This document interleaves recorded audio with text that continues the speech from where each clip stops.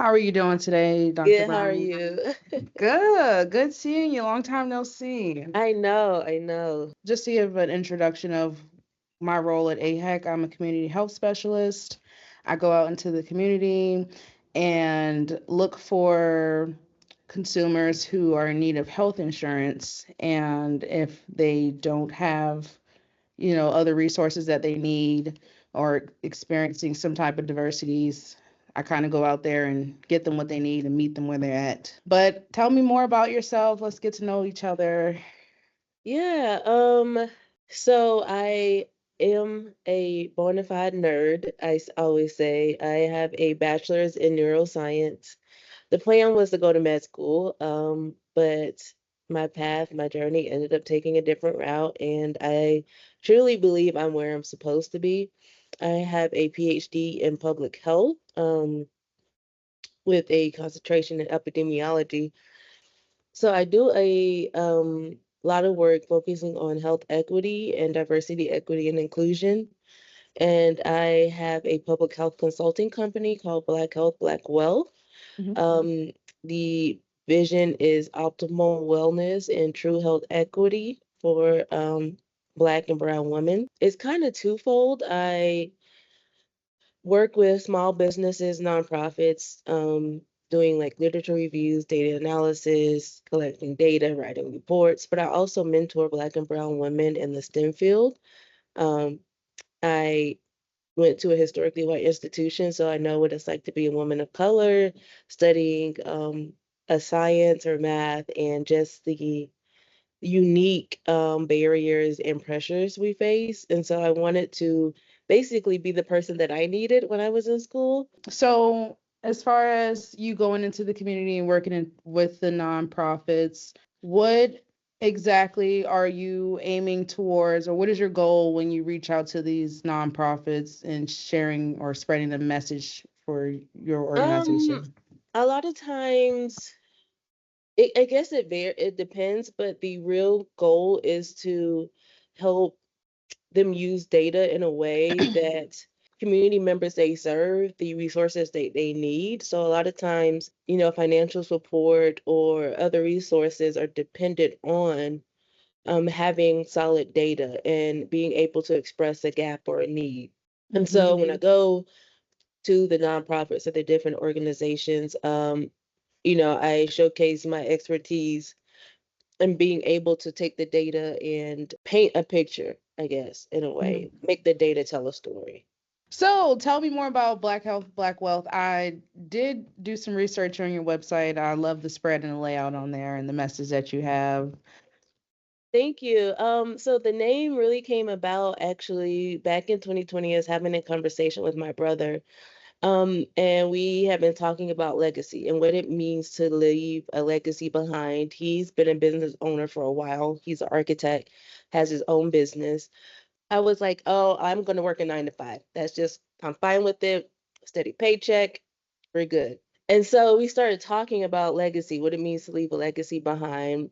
And we were talking about like the whole person. And so it basically came about from we were discussing how our health is our wealth, like financial health, Mhm. social health, mental health, physical health, all of that is our wealth as um, Black people. A Mhm. lot of times, it has not been centered. Regardless of where you look, our story is not centered. So that's kind of where it came about, and then just me using my public health background and knowledge, because what public health is, it looks at the community, it looks at the environment, it looks at what may be present or may not be present. And I remember even being an undergrad when I was going to be a physician, I remember thinking like, for instance, if you say I need to lose weight or I need to change my diet, that's fine and dandy, but are you looking at the environment I'm living in? Is one thing to say it in the doctor's office, but do you know if I go home and live in a food desert? Do you know if I have access or the financial, resources to purchase, at a Whole Foods? So I always had a public health mind. I just didn't know that's what it was. Mm. Yeah. That's amazing. That's awesome. And what you did mention, that those are things that people don't consider. Like, it's easier said than done Yeah, most of the yeah. time. But as far as the data that you do collect, do you report this data to anyone, or is this just like for self? The purpose is to always disseminate information. And so, which is why when I started the business, I wasn't comfortable just partnering with different organizations because I know from experience that a lot of times the information, the community that needs the information most is the last to receive it. So I wanted to be a bridge between the two. And so even if I collect information and say it's not in a manner that can be published, my goal is to still disseminate information when I'm mentoring, Mhm. Black and brown women, whatever it may be. But on the at the same time, if I'm working with an organization or a nonprofit and we're collecting data and putting out a report, then yes, the purpose is for that information to be disseminated. Even if it means creating a toolkit, how do we use this data? How do we explain the data in a way that the community can best receive it? Now, if we can kind of negate this over to the Black and brown women in the healthcare portion of it.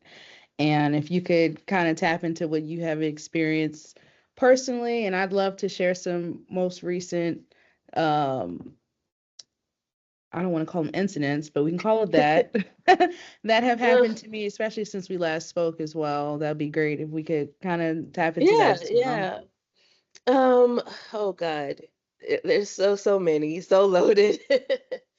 One that comes to mind is I have various skin conditions, eczema, psoriasis, all these, which is I found out pretty common in the Black community. Hmm. Um, but I remember going to a dermatologist who was a white woman, Hmm. and for my scalp, she was like, "Oh, use this medicated shampoo. Cool, no problem."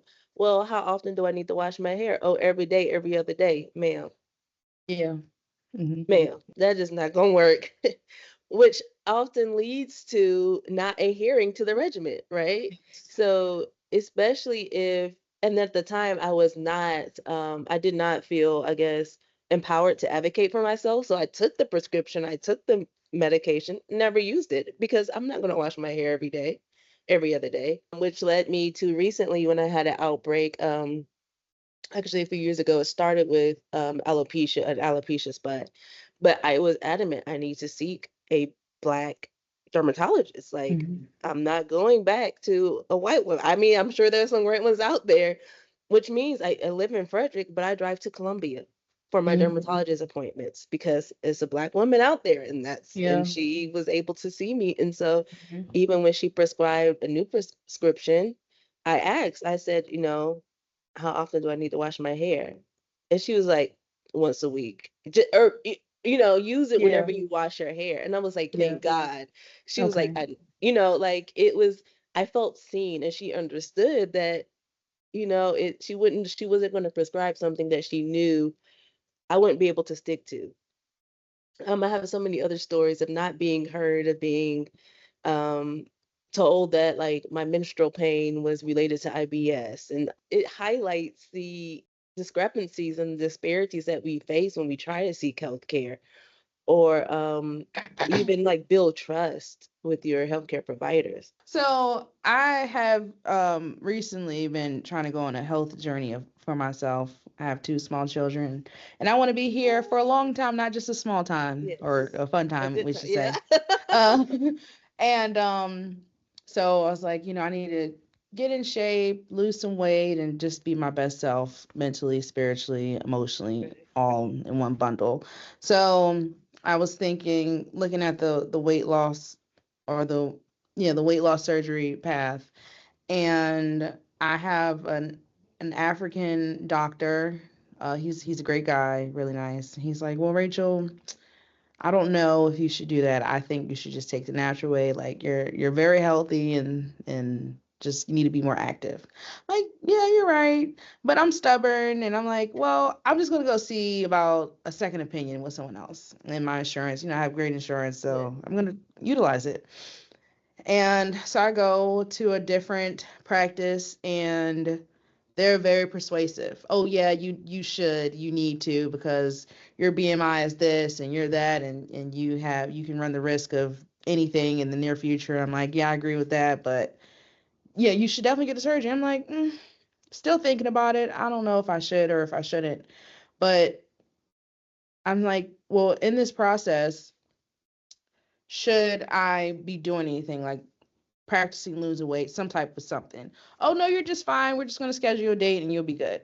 I'm like, oh, okay. Because my mother, she had the surgery, and another family member had the surgery, and they had to go jump through loops. And one loop that I did have to jump through was I had to go have a stress test done.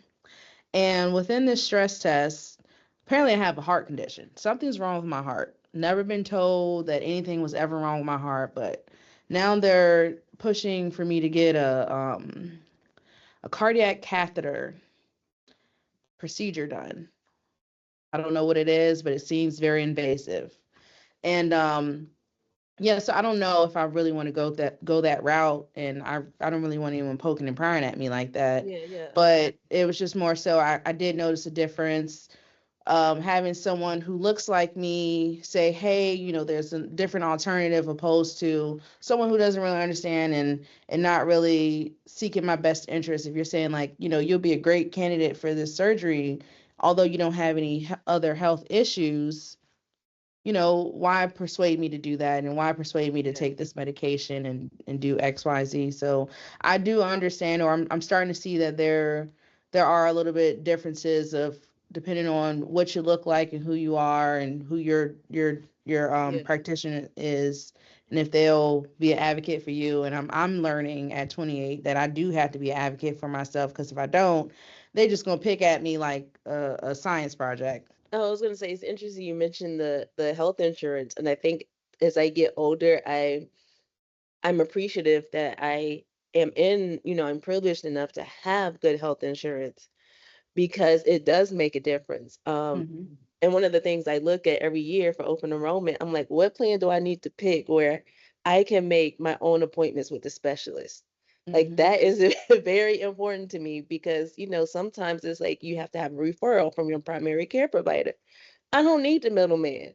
Like, if I'm having gastro issues, I need to be able to call gastro doctor and make that appointment myself. I don't, Absolutely. and I think that is also the privilege of having good insurance because then I'm able to do research and say, where's a provider that looks like me or that I know maybe has a culture similar to mine? Maybe because Mhm. I know my gastro doctor is an Indian man. Very good, but they're going to treat you differently than somebody else. And Mhm. that's important to me. Even my primary care provider, love her to death. She's a Black woman. Mhm. But that was important to me Mhm. because yes, my BMI is not, I mean, I have gained weight. And at my physical, I noticed the way she approached it was completely different than I would have had with, you know, a white So doctor. yeah. Because I didn't even know I was obese until I got the report out. And it said on the paperwork, she never mentioned the word obese. What she did was like, what is your diet like? What is your, are you exercising? Let's talk about your movement. Like, very tangible things that I could, Mhm. implement in my life, never using words that would, um, I guess, lower my self-esteem about myself, like always building me up, even in the conversation. Um, and I remember before I had this gastro doctor, I had another one and I was diagnosed with GERD and she was giving me the diet. Now my family's from the South. Like I'm from Georgia, I'm deep South. So our diet is different. And she was going through Yeah. all the things that I would not. I was like, man, what am I supposed to eat? Yeah. Like Mhm. that It, doesn't resonate with me. You gotta give me, yes. like Yeah. this is a cultural thing. Like my family gathers around food. Mhm. And they gonna use a little ham hock in the greens. Like, Yeah. it took years. Now they're starting to use turkey legs, but it still might be a little pork up in there. Yeah. So yeah, I definitely, can like empathize with your situation and how like The two experiences were completely different. The first time that we spoke, I was like, I never really experienced anything, and then I kind of really thought about it, and I was oblivious to the fact that I might have been experiencing something. I might have been slighted and didn't know it because Yep. I'm sometimes ditzy, but then I also don't know any better, and I wasn't trained by family that if this person is mistreating you, you can go somewhere else because they'll just sit there and accept the mistreatment. But now that I'm in this line of work, my eyes are open, Hmm. like that third eye people like to say. Like it's I'm in tune with it more. And now that I have my own children, like it's important that we get the care that we needed. And in my I guess my younger years, I never had an African American doctor or even an Indian doctor, but now I do, and now I see that I get different treatment. And I'm not saying that I'm being I get bad treatment from a Caucasian or a Asian doctor. It's just they'll navigate me a different path than this standard. You know, it's not just you got a B option, a C option. Yeah. So I do appreciate that. Like even with my children, um, they have Indian doctors, and I remember my son, it was in my daughter, I don't know, somebody had RSV, and we kept going in and out of urgent care, fevers, this, that, and in the hospital, nobody gave my children like a antibiotic to kill the germs or anything. Nobody gave them. They just said give them Tylenol and Motrin and you should be good. But the fever wouldn't go anywhere. The illness wouldn't go anywhere. It's going on 2 weeks now. What's going on? And then I don't know why I didn't, but I finally took them to their pediatrician. He's like, oh, well, I'm going to write you this and they should be good. And then within 24 hours, that turnaround was just crazy. So I'm just like, I don't know what their reasoning was why they didn't. Even if I said, hey, last time this happened, we had XYZ as a prescription and it helped. And my voice wasn't heard. And then I took them to Yeah. their pediatricians, which I should have did the first time. And he's like, well, did they give you this? I'm like, they didn't give me anything. Oh, well, here you go. Like, oh, okay. It was a simple fix. I'm not Right, sure right, why it is the way it is, but right. I hope one day that some people, African American people, brown people, can actually have their voice heard and not be looked over because of past judgment. You Hmm. know, it would be better for everyone, and even us educating the black and brown people because we don't know, and you Yeah. only learn from your source, and if that's your parents, and if they don't know, then Right. the cycle will continue to repeat. But I think, what you're doing, collecting this data and gathering the statistics of what we've been experiencing is a great thing that you're doing for the community. What we do is kind of like hand in hand, Yeah, yeah. as far as servicing the community and meeting them where they're at. Yeah, what are you looking forward to doing in the future? Gosh, so many things. I think my heart really is with the people and the community. So I'm looking forward to growing my mentorship program more. I am working right now in collaboration with Hood College. I was a guest lecturer a few weeks ago and talked to some of the public health students there. So looking forward to growing that collaboration and just having more dialogue with college students. You know, and just I know a lot of them, or the ones I talked to that day were like first generation college students, which is a completely different ball game. Yeah. So, just being that source of reason, a safe space just to help the next generation kind of navigate life. And Hmm. think my I go to is always like I don't want people to have to wait until their 30s to figure out what I figured out. So like one of my things I always tell them is like I will ghost a doctor. You'll I have ghost it them. I will ghost a doctor. If I go in and I don't feel heard and I don't Yeah. feel cared for, I will not come back. I will cancel my next appointment and I will find me somebody else. And they're, I've heard people say, do you call and tell them what? No, I don't. You don't have to either. I don't So, have to. Like, and people are, sometimes I say it, they're like shocked. Like, really? You can like you can most definitely choose another provider. And yes, I you have can. done that. I finally have, she's actually a white woman, love her to death, OBGYN, but she listens to my concerns. This is my third OBGYN. But, I kept leaving because I even left a black woman, but I didn't feel like you were listening to me. You weren't taking my concerns seriously. Um, I kept saying I didn't want birth control because I didn't Mhm. want the extra hormones, and was her only suggestion. Nope, I'll go to another doctor. If you're not Yeah. listening, I'll go to another doctor. And I'm not against medication, but I do like when my doctors give me other options. Like Mhm. sometimes I want a more natural option. I don't want to have to keep taking medicine for everything. Mhm. So yeah, like, just having these conversations with the next generation as they're entering adulthood, like, this is when you start looking at insurance plans. This is what a deductible means. I had to learn that the hard Yeah. way. I just learned that last year. Right. But these conversations, what is your health insurance cover? Like a lot of people don't know that depending on your health insurance, it covers mental health treatment. Mhm. Yep. So Yeah.